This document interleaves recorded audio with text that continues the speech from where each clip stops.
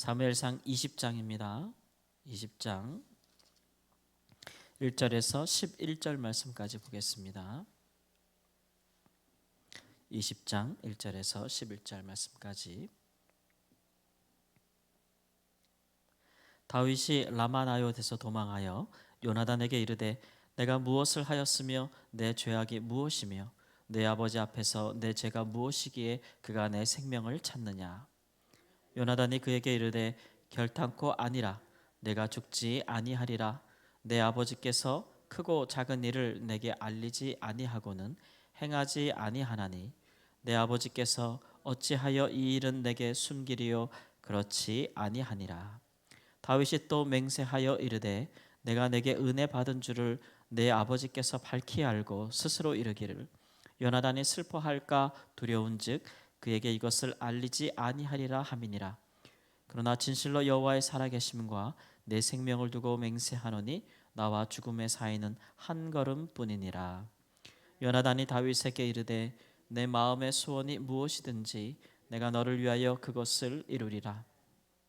다윗이 요나단에게 이르되 내 일은 초하루인즉 내가 마땅히 왕을 모시고 앉아 식사를 하여야 할 것이나 나를 보내어 셋째 날 저녁까지 들에 숨게 하고 내 아버지께서 만일 나에 대하여 자세히 묻거든 그때 너는 말하기를 다윗이 자기 성읍 베들레헴으로 급히 가기를 내게 허락하라. 간청하였사오니 이는 온 가족을 위하여 거기서 매년제를 드릴 때가 됨이니라 하라. 그의 말이 좋다 하면 내 종이 평안하려니와 그가 만일 노하면 나를 해하려고 결심한 줄을 알지니 그런즉 바라건대 내 종에게 인자하게 행하라. 네가 내 종에게 여호와 앞에서 너와 맹약하게 하였음이니라. 그러나 내게 죄악이 있으면 네가 친히 나를 죽이라. 나를 내 아버지에게로 데려갈 이유가 무엇이냐 하니라. 요나단이 이르되 이 일이 결코 내게 일어나지 아니하리라. 내 아버지께서 너를 해치려 확실히 결심한 줄 알면 내가 내게 와서 그것을 내게 이르지 아니하겠느냐 하니 다윗이 요나단에게 이르되 네 아버지께서 혹 엄하게 내게 대답하면 누가 그것을 내게 알리겠느냐 하더라. 요나단이 다윗에게 이르되 오라 우리가 들로 가자. 두 사람이 들로 가니라. 아멘. 사울 왕이 사무엘 앞에서 하나님 앞에 벌거벗은 채로 그렇게 선지자처럼 예언하고 그렇게 찬송하고 있는 중에 다윗이 사무엘과 함께 거하던 라마나요에서 도망해서 오히려 사울의 왕의 주거지가 있는 기브아로 왔습니다. 그가 여기 온 것은 이제 사울의 왕의 아들 왕자 요나단을 만나기 위함입니다. 둘은 이렇게 여호와 앞에서 서로 맹약한 사이라고 했어요. 그러니까 서로 맹세한 거죠. 서로를 지켜주기로, 또 서로 하나님 앞에서 서로를 해하지 않기로, 서로의 보호자가 되기로, 또 서로에게 충성을 다하기로 이렇게 맹약한 사이기 때문에 다윗이 그것을 끝까지 신뢰했던 것 같아요. 왜냐하면 사울 왕이 여러 번 그렇게 사람을 보내어 그 다윗을 죽이려고 할 때에 요나단이 그것을 몰랐던 것 같아요. 그렇죠? 요나단이 미리 알았더라면 다윗에게 미리 통보하였거나 그에게 피할 길을 줬을 텐데 요나단은 알지 못했던 것 같습니다. 그러나 왕자 요나단은 그 아버지 사울이 나라를 경영할 때 아주 작은 일도 자기에게 숨기지 아니하였고 다 논의를 하였기 때문에 아버지가 다윗을 죽이려고 구체적인 계획을 세우고 실행을 했으면 마땅히 자기가 알았을 텐데 알지 못했던 것이죠. 그래서 요나단은 자기가 다윗을 아버지에게서 구원할 수 있다, 그 생명을 해하지 않도록 자기가 지켜줄 수 있다는 어떤 나름대로의 확신을 갖고 있었던 것 같은데, 그러나 이제 다윗이 도망하여서 그에게 와서 얘기할 때에 요나단도 좀 놀라지 않았을까? 왜냐하면 다윗이 생각할 때 당신과 내가 서로 언약한 사이를 알기 때문에, 내가 당신에게 은혜와 사랑을 받는다는 걸 알기 때문에 아버지께서 사울 왕이 당신에게 알리지 아니하고 은밀히 나를 죽이려 여러 번 이렇게 시도했고 라마나요까지 사람을 보내고 세 번이나 마지막에는 자기가 와서 친히 나를 죽이려 했다라는 사실들을 이야기하면서 내가 정말 이렇게 죽을 만큼 잘못한 것이냐, 내가 무엇을 잘못했음, 내가 정말 이 죽을 만한 짓을 했느냐, 만일 그런 일이 있다면 당신이 나를 직접 죽이라, 왕이 친히 내게 손을 댈 필요가 뭐가 있느냐라고까지 얘기하면서 자신의 무고함을 주장하는 것을 볼 수가 있지요. 그렇게 함으로써 다윗은 이제 여러모로 확인하려고 했던 것 같습니다. 첫 번째는 자기와 맹약한 요나단이 정말 이 일에 있어서 허물이 없다는 것에 대해서 다시 한번 확인하고, 그것을 확인하였을 때에 이제 앞으로 요나단의 도움을 받을 수 있다는 것. 이제 왕자 요나단이 더 사울이 어떻게 행하는가 다윗에게 대하여 정보를 줄 수 있다는 것. 사울 왕은 그 나라를 통치하기 때문에 다윗이 어디를 가든지 다 스파이가 있는 거예요. 그가 어디에 있고 누굴 만났고. 근데 다윗은 도망자기 때문에 이 왕궁에서 일이 어떻게 돌아가는지, 또 사울이 어떻게 일을 도모하는지 알 수 없잖아요.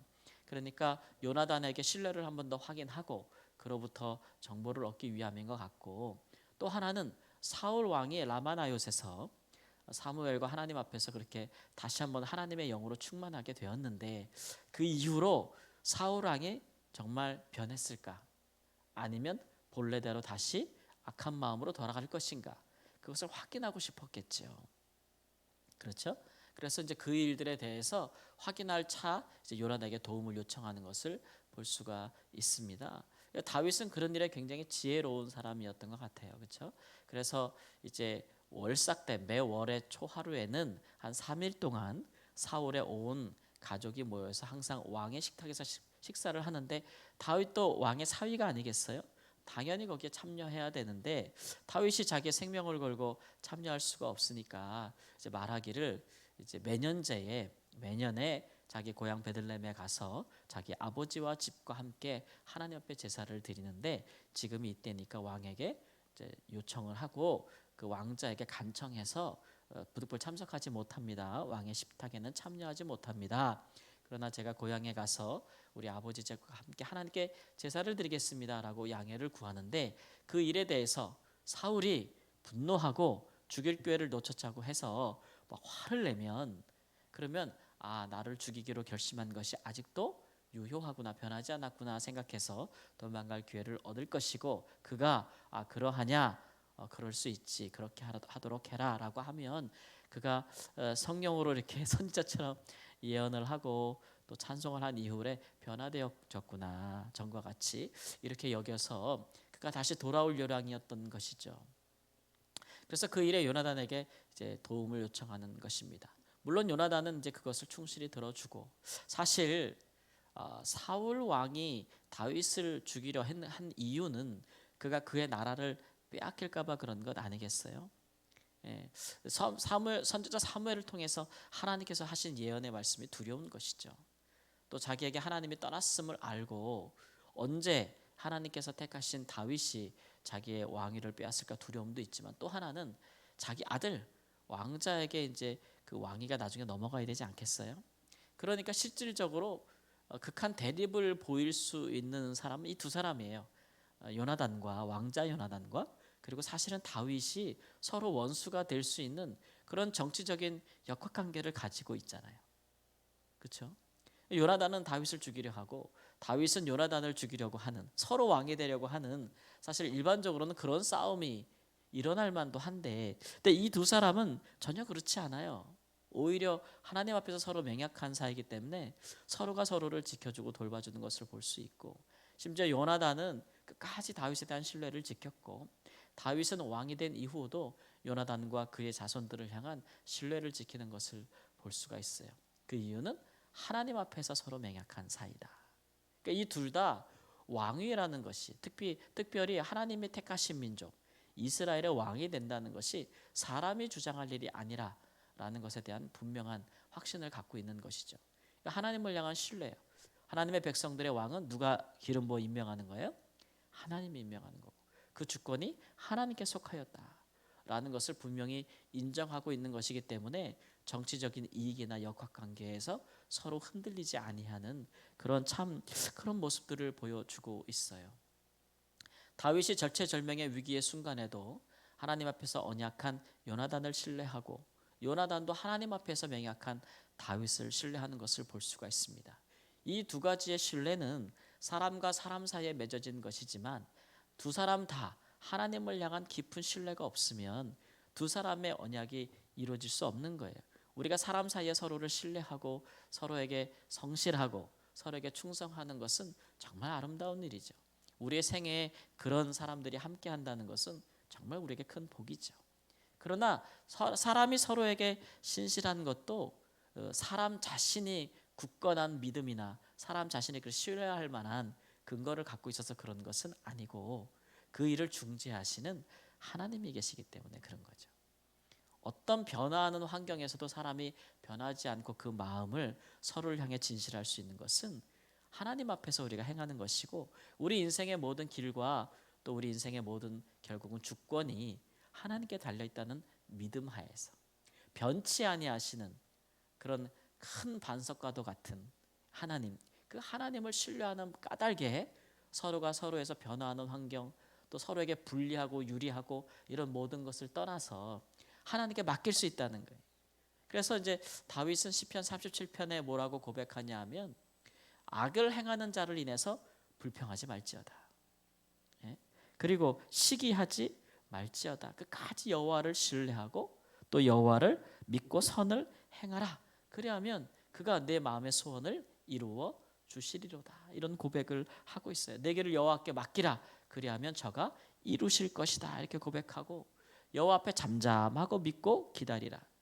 자기 길이 형통하며 악한 궤를 이루는 자 때문에 불평하지 말지어다. 분을 그치고 노를 버리며 불평하지 말라. 오히려 악을 만들 뿐이라. 그런 것들은 이렇게 시편 37편에 고백하고 있어요. 다윗과 같이 정말 무고하게 그렇게 힘 있는 자에게 쫓기고 목숨을 위태로운 상황에서 불평하지 않을 수가 있나요? 그리고 분노가 차지 않을 수가 있나요? 예, 그런다 이런 일을 겪으면서 다윗은 그런 일이 있을지라도 하나님 끝까지 신뢰하라. 악을 악으로 갚지 말고 선을 행하라. 그리하면 때가 되면 하나님께서 이루실 것이고 또 하나님께서 행하실 것이기 때문에 그 일에 대해서 이루시는 분은 하나님이시라는 굳건한 믿음을 갖고 있는 거죠. 우리의 삶 가운데 선한 사람들과 함께 일을 도모하고 또 어떤 일들을 행한다는 것은 가장 큰 축복 중에 하나인데, 이게 복 있는 자들의 특징이죠. 복 있는 사람들은 악인들과 함께 행하지 않고 오만한 자나 그렇게 자랑하는 자나 교만한 자들과 함께 인생을 걸어가지 않아요. 그럼에도 불구하고 어떨 때는 정말 악한 사람들이나 또는 선치 않아야 사람들이 이 선한 사람들을 괴롭힐 때가 있어요. 그럴 때 우리는 어떻게 해야 될까? 우리가 그 악을 악으로 갚지 않으려면 우리 마음을 잘 다스려야 되죠. 우리 마음에 분노가 가득 차고 불평이 가득 차고 원수를 내가 내 손으로 갚겠다라는 생각이 들어오면 우리는 그 복된 길에서 떠날 수밖에 없어요. 예. 이게 사람의 성정으로 당연히 그렇죠. 예. 그런데 그 순간에 우리가 기억해야 될 것은 뭐냐면 하나님의 주권이에요. 하나님의 주권. 선을 행하는 자, 하나님을 의지하는 자, 하나님이 끝까지 지키고 보호하신다는 것. 예. 그리고 결국은 하나님께서 그 일을 이루신다는 것, 약속하신 것을 이루신다는 굳건한 믿음이 우리로 하여금 악을 악으로 갚지 아니하고 선을 행하는 자로 끝까지 남아있을 수 있는, 하나님을 굳건히 의지할 수 있는 자로 이끌어 가신다라는 것이죠. 우리가 눈앞에 보이는 여러 가지 우리의 자신의 작은 이익과 큰 이익, 유리함과 그 불리함에 따라서 우리의 마음이 흔들리고 우리의 행위가 온전하지 않고 사람과 하나님 앞에 약속한 것들을 지키지 않고 그때그때 조건에 맞춰서 요리했다가 조리했다가 이렇게 하면 하나님과 사람 앞에 신의라는 게 없겠죠. 요즘 사람들은 뭐 의리라고 하는데, 우리가 하나님 앞에서 또 사람들 앞에서 내가 하나님 앞에 행하겠다라고 그렇게 서로에게 맹약하고 한 것들 우리 정말 잘 끝까지 성실하게 지켜야 될 줄 믿습니다. 지난 주간 주일 설교에 그랬잖아요. 그 선조 조상의 맹세도 끝까지 충성스럽게 지킨 그 후손들, 레갑의 후손, 요나답의 후손들이 하나님께 큰 축복을 받았거든. 하물며 하나님과 우리가 맺은 예수 안에서 맺은 새 언약에 충실한다면 우리 일생에 우리와 우리 후손들이 하나님을 경외하도록 우리가 충실한다면 얼마나 더 놀라운 큰 축복을 받을 것인가. 이렇게 우리 말씀의 주제였잖아요. 오늘 하루도 그 길에서 한 걸음 더 나아가는 축복된 하루가 되기를 우리 주 예수님의 이름으로 축원합니다. 아멘. 기도합니다.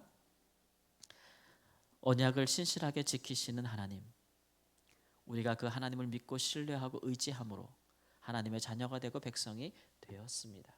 그 언약을 따라서 우리에게 오셔서 자기의 생명을 내어주신 하나님의 아들을 믿는 믿음 안에서 우리도 하나님 나라의 놀라운 상속자가 되었습니다.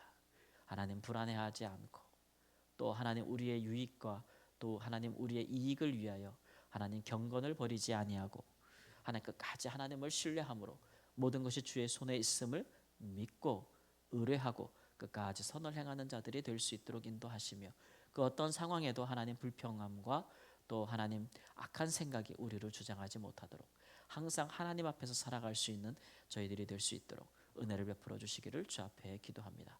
사랑하는 주의 성도들이 하나님 앞에서 오늘 하루도 하나님 믿음을 지키고 말씀을 지키고 하나님의 성령 안에서 행할 수 있는 큰 복과 은혜를 더하여 주시옵소서.